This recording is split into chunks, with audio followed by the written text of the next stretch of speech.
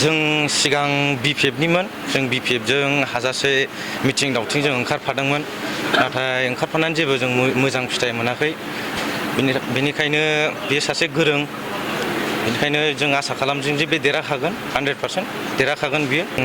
जइन जानो फैनायनि जाहोना बेनो बबेनिफ्राय जइन जानो फैनाय जों दा BPF-निफ्राय नङा जायगाया जोंना नायगाव बांगालदबा बावखुंग्रि समस्ति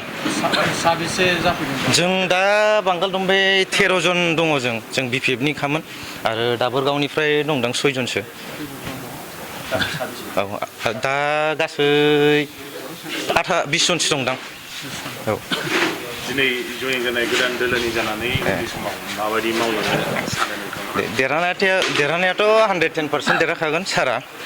जाहाथे देरहानानै जों रायजो राजानि जोंनि थाखाय सारा मोजां खामानि मावो दा बेनो